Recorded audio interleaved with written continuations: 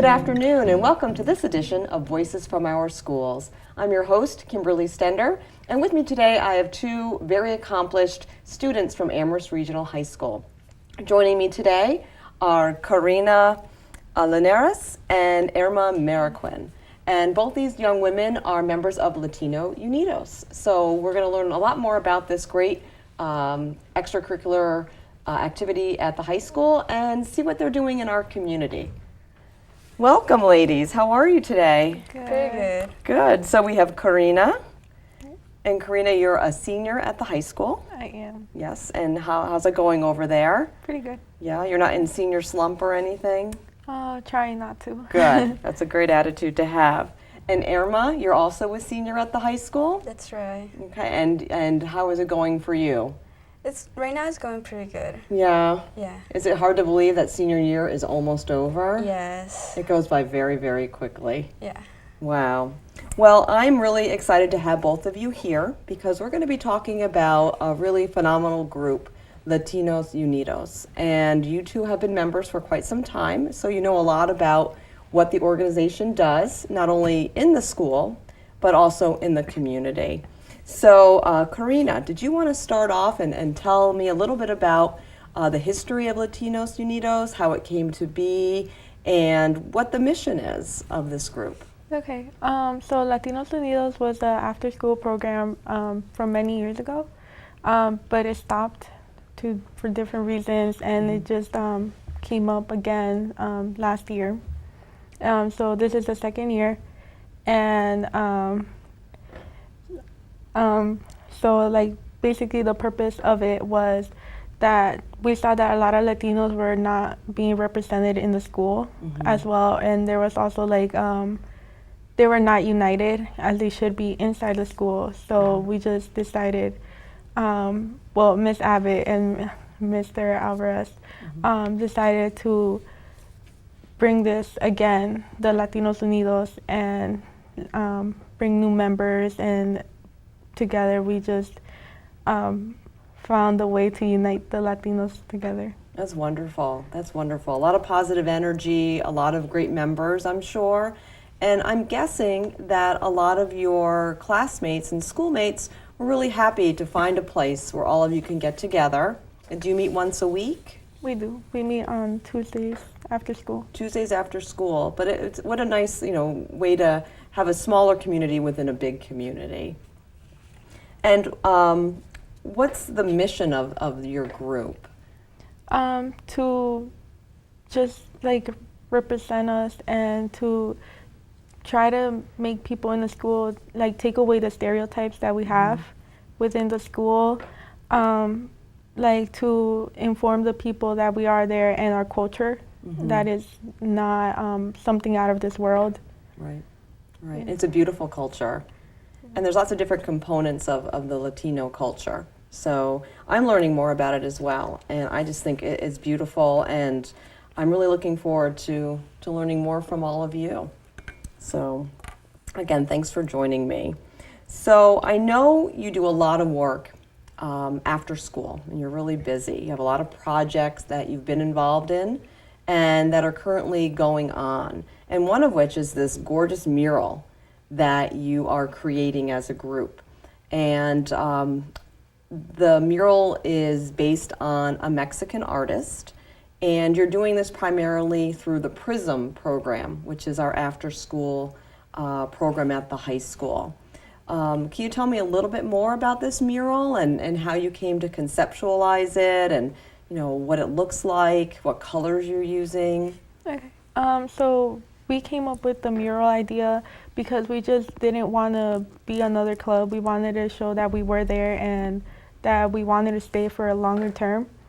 So we thought that a mural would be great to show like our heritage. And so we came up with the Diego Rivera. It's a beautiful painting with many flowers, and the woman, a back of a woman. It's really pretty, and it has like on the borders all the Latin American flags. Oh, wow. Yeah, and basically thanks to the PRISM program that funded us to do the mural, we were able to do it. Wow, and that's Miss Candido? Yes. Right. And did you have a volunteer helping as well from UMass? Did someone come in once in a while just to lend you a hand, or did you do this all by yourself? We did have some UMass students and also some high school students that helped as well. That's great. And where is it in the high school? Because when it's done, I'd like to come by and check it out. It's in the third floor. Okay. Just going up the cafeteria all the way in the third floor. Okay. So is it in the back near the science rooms, or is it No, in the front? the center part. In the center. In the Okay. center stairs. Well, I'm going to go find it. Maybe you should have like a big unveiling. Yeah. That would be exciting. And it's based on Flower Sellers by Diego Rivera? Yes. Okay, well, this is beautiful. So thanks for doing this. I know there's a lot of different murals in our high school, but this is going to be a beautiful addition. And again, I think it will cement you into the landscape and culture of our school and community. So well done, Karina. Another project that you worked on last year was something having to do in Springfield. It was the Alliance to Develop Power. And it's quite a unique organization that does a lot of work with Latinos in Holyoke and Springfield. So how did you come to know about this group? So I was a volunteer with them since I was maybe 11 years old. So I have been going to Washington with them and have been protesting, marching in the White House and for immigrant rights. And like worker rights and all that. So basically I have stopped going to them, and then I brought it back in Latinos Unidos last year, and we went down there, and we only went there like to give them a donation. Really, we sold like hot chocolate to give to them, and they surprised us with a small workshop about knowing our rights. Really? Yeah. So it's what went from an altruistic gesture turned into an empowering workshop for all of you. And you had a large group that went. I saw some of the pictures. I know we're going to show those during our program today. And it must have been quite nice to be united as a group and to learn something from these people who are teaching others. Yes. And it was to kind of use your community resources and empower and maybe start your small businesses and kind of get going that way if you were new to the country, right, for immigrants. And you raised over $200 selling Mexican hot chocolate, and that was the money that you donated to ADP. Yes. That's wonderful. Who thought of the hot chocolate idea? I think as a group we all did. That was wonderful. That was very smart. Yeah. Chocolate always sells. And then the money was used for, what did they use the money for once you gave it to them? Well, that year they were helping people from the tornado relief in Springfield. Yes. So it all went to that. That was wonderful. That was devastating. And you could still see the effects of that storm almost 2 years later, right? Yes. It's nuts. All right, so last October, you had this amazing idea, and you hosted a soccer festival, and it was a huge success. Yeah, it was. You had a beautiful day, so the weather was on your side, and you had a lot of people turn out for this amazing activity that united the community. So Irma, could you tell me how this all came to be, who thought of this, who helped, and what you all did that day? First of all, it was Mr. ARHS' idea. He brought it up to the club, and then we all agreed with him to do it. And we helped him out plan it and organize it. So some people were collecting people to have teams, other ones were working on marketing, getting a sponsor, others were working on posters, and so on. At the end, it was a challenge. It was not easy, but we ended up having 8 teams, which represented all Latin American countries, such as Colombia, Ecuador, Panama, Argentina, Mexico, and we had 2 teams from El Salvador. Wow. Yeah, and each team had 11 players, and it was a combination of ARHS Regional High School students and family members and like friends. So we brought together a whole community, which is our mission. And we were really fortunate to have generous people to help us, like Veracruzana and like Buenisano. They donated food so we can like sell and, you know, get more money. And we have raffle prizes from Buenisano. We had a trophy that was donated from Ecuador Latino store in Hadley. Mm-hmm. And it was really wonderful. We had a lot of people who helped us, a staff member from the school, and it was a big success. We raised about $1,300. That's a lot of money. Yeah, it is. And it was great. It was good. Yeah. So it was a nice opportunity for families to come out. And like you mentioned, faculty. Mr. Alvarez is a math teacher at the high school, so he kind of led the charge. Yeah. And then you had a lot of kids playing soccer. Yeah. And I know soccer teams tend to be pretty big. So times 8, you probably had 80 players? Yeah, we had 80 players. That's a plus lot. there was a lot of people watching, and we had a bouncy house for the little kids too. And music and entertainment? Yeah, and music. We had a DJ. You did? Yeah, we had a DJ with Latin music playing, bachata, salsa, merengue. So it was pretty good. That's great. And our resident entertainer, Miguel Paredes, Miguel, and his yes. mom, they helped entertain as well because they're very talented. Yeah, they are. Yeah, they're pretty amazing. They were really helpful too. Do you think you're going to do that again this coming fall? Actually, you'll be gone. Yeah, You'll we'll be gone, but graduating. hopefully the club is still running and they work it out and they have it again, and we'll probably show up too. Wouldn't that be nice? Yeah. Would you rather play soccer or sell raffle tickets? I'd rather help out. Me too. I know that feeling. So I'm guessing too. Well, now that you're graduating, you're probably looking to the younger students in the school to kind of take over the leadership roles that you've had. Has the club talked about that a little bit? You know, this changing of the guard as the seniors graduate. Who's gonna lead Latinos Unidos next year?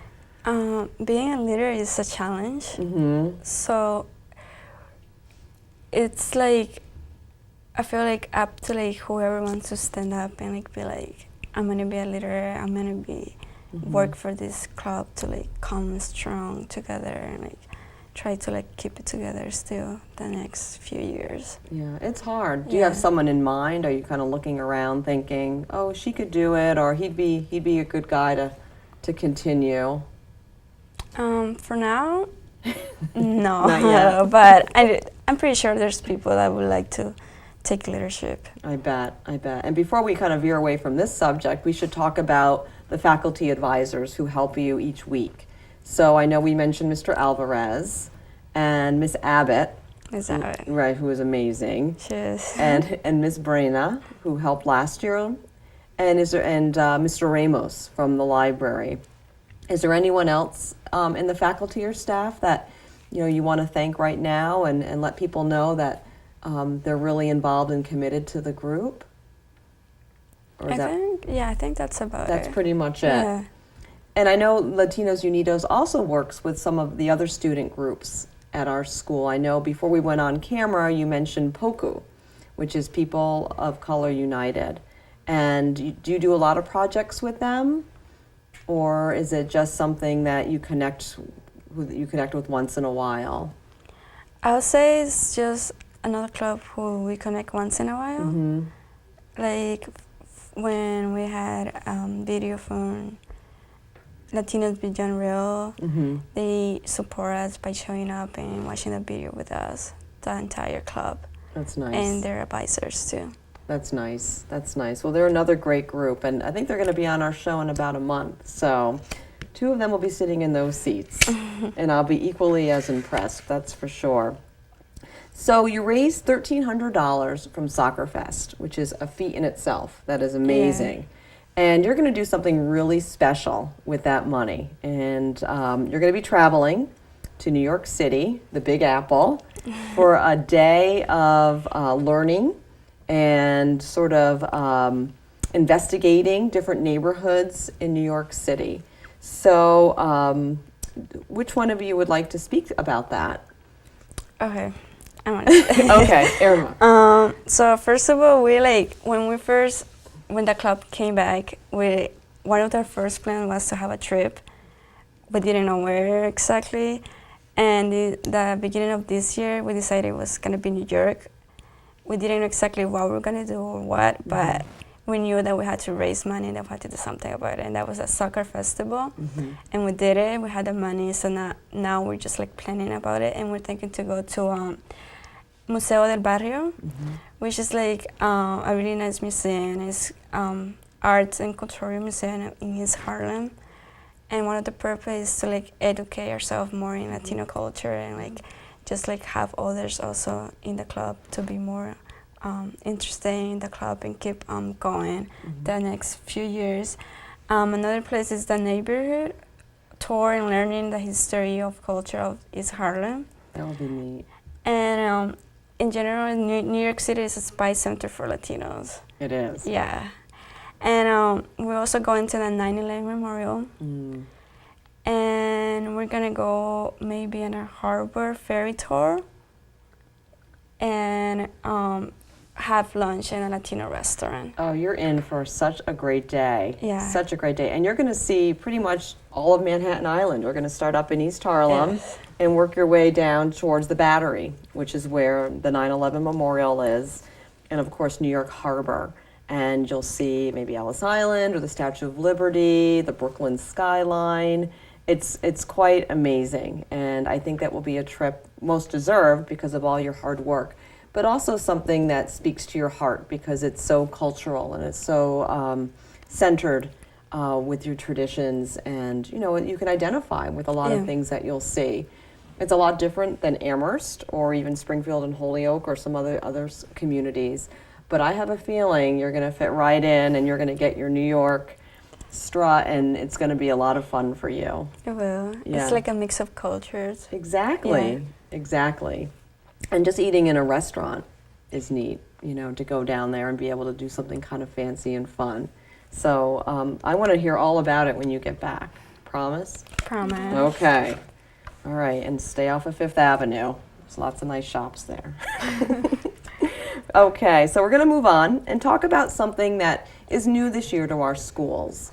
And it's a new program that Dr. Marta Guevara, who is our Director of Equity and Achievement, and our Superintendent Maria Garrick and some other folks decided that this has to happen. This has to happen. The demographics in our district have changed, and we have a lot of people who come to our schools not speaking English. And so they came up with this idea of Family University. And it was meant so that the barriers that sometimes separate families from the schools disintegrate. We don't want families to feel intimidated or frightened to go to school, especially parents, and learn about schedules or meetings, teacher conferences. We want it to be a very fluid and comfortable experience. So Family University began not too long ago, and it meets once a month, and it's an opportunity for families, parents, and students to come together on one night, have a nice meal, have some babysitters available, and talk about things that are important to know when it comes to the schools and our community. And Latinos Unidos is a huge part of that. And it's very impressive. And Irma, can you talk a little bit more about that for me and let us all know what you do? So what I do there is babysit, take care of the kids from the parents that usually don't have who the kids to live them with. So me and some other members from the club help out by taking care of them, by like having them playing games or like eating snacks, helping them then do their homework, playing on the computer, just to like keep them away from their parents so they can concentrate on what they're learning. And the purpose of that is to like educate parents about the school system that they don't know about, but the school that their children are in, because most of the time Latino parents are like parents who their language is not English. They're not involved in their kids' education. So I'm guessing like the mission of this program is to have parents be more involved in their kids' education. Absolutely, that's exactly what it is, and to bring them into our schools and welcome them, and to help, to let them know that we're here to help. Yeah. We don't want them to be afraid or not come in or not ask questions, because you are their children, and they want only the best for you. So you do a little babysitting, which I can imagine is hard work sometimes. Yeah. And then your parents get to learn about things. And Irma, I know your dad has attended some of these sessions, and what's his opinion on it? Does he like it? I'm guessing he does really like it, because he keeps asking me when is the next meeting and when will we go, and he keeps his binder and his folder he gets. He's really excited about. He usually works a lot, so he doesn't really have time to be involved, I could say, in my brother and my education. So I feel like that's a great timing for him to be to get to know the school system, teachers, counselors, and how stuff works, like Power School, or numbers from counselors, dean's office, and all of that information that they don't usually get to know. Right, that's true. And a lot of, you mentioned, guidance counselors come in to talk, principals, sometimes staff members, teachers, and they explain the systems. I know I have some trouble with Power School. Yeah. It's intimidating and it's hard, especially if you want to check up on grades and whatnot, or attendance. So it's really important that all parents have the opportunity and the knowledge to access programs such as that. And at the end of Family University, and I believe this is in June, there's going to be a graduation ceremony, a nice celebration, because parents, they don't have a lot of time, and they're taking time out to attend Family University because it's important for their children and them. So we're going to have a nice celebration, and I think people are already looking forward to that. And you're also helping with Latino Achievement Night, which is in May. Did you know you're going to do that? You are. I didn't know, but I have attended most of the years from the past years, and it's really nice. It's beautiful. I get to see all my teachers from the past years, and it's getting a reward for your hard work for the past years. You're right. That's exactly what it is, and because it's most deserved. Yeah. So Latino Night, I think this might be the 7th year that we're celebrating it. And it's usually at the middle school auditorium, and it's a big production. Yeah, and there's entertainment, and there's singers, there's speeches. There's a lot of dancers from our countries, little kids dancing, and it's pretty nice. It's beautiful. And then all the students from each school get called up, and it's not only because of academic achievement, but it's school leadership, and it's getting involved in community service, and you're all recognized for your hard work. Because without young adults like you, I don't know where our community would be. You do great things in our community, other kids do great things, but all together we accomplish so much. And you should be very proud of that. Yeah. Absolutely. And proud of your dad. Yes, I am. Yes. So we have two kind of entertainment things to talk about now. And one is Latinos Behind the Reel. And that is... it happened on February 26th in the Amherst High School Library, and it was very well attended. It was like a movie night, basically. And the movie shown was by Miguel Picker and Chang Sung, and it examined how Latinos are portrayed positively and negatively in entertainment and in the media. And I'm sure it was very eye-opening. And how did you all come up with that idea to bring a film like this to the high school? It was thanks to the librarian from our school. He came to talk to us about it, and we decided that it would be a great idea to show it, not only to our club, but to the whole school community. And one year at the school library, so we decided to do it there and have a day there, and I invite different clubs to come to, and that's how POCO came in. And what's great, it shows negative stereotypes and how Latinos are portraying media as movies, TV shows, commercials. Yeah. And then did it show positive examples or strictly negative? Strictly negative. And that's unfortunate, but I know you're changing that, and that's good, and a lot of other people have as well. And then the last, really, the entertainment we had very recently, where the Jones Library and their Community Reads program brought a Pulitzer Prize-winning author to Amherst, and that person was Junot Diaz, and he writes these wonderful books. And the one which Amherst read is The Brief Wondrous Life of Oscar Wilde. And I thought it was an amazing book. Karina, I know you're reading it now. Yes. And it's a beautiful, beautiful piece of literature. And I think it's a story that stays with you. What are your opinions of it so far? I know you're not finished with it. I'm not going to ruin anything for you. But what do you think of the novel? I really like it. I like how you, like, being Latina, you know that there is so many different ways to talk it. And in the book it showed it, because some of the words I didn't understand, and I ended up looking for them because they were strictly for that Dominican culture. So then I like that like it made me think about it. Also, like, the whole story, and it makes you feel like bad in a way for like certain characters in there. But I really like it, and once you start reading it, it's like really hard to like get away from it. It's true. Yeah. It's true. It's a book that I think that will resonate with you and stay with you for a long time. You know, those characters, I don't know, I found myself thinking about them during the day, and I couldn't wait to get home to read it because I wanted to find out what happened. Yeah. And having Junot Diaz come to Amherst was phenomenal. That happened just a couple nights ago in the middle school auditorium, and it was a packed audience.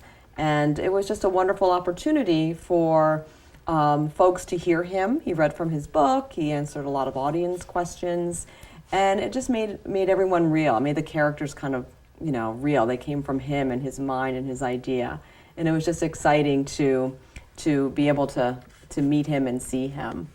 So maybe he'll come back. That would be nice. So you've done a lot of different events this past year. What are your hopes for continuing the club? Have you thought about different things that you can do to either raise money or raise awareness? So we haven't really thought about much activities. We do want to bring back the soccer festival that raised a lot of money, so we do want to do it again. And hopefully the future Latinos Unidos members, they would come up with more members and more ideas. And I sense that this group will grow. I Hopefully. mean, what you've done this past year is phenomenal, and I don't think many groups can boast those accomplishments. So, congratulations on all your hard work, and I know your futures are very bright.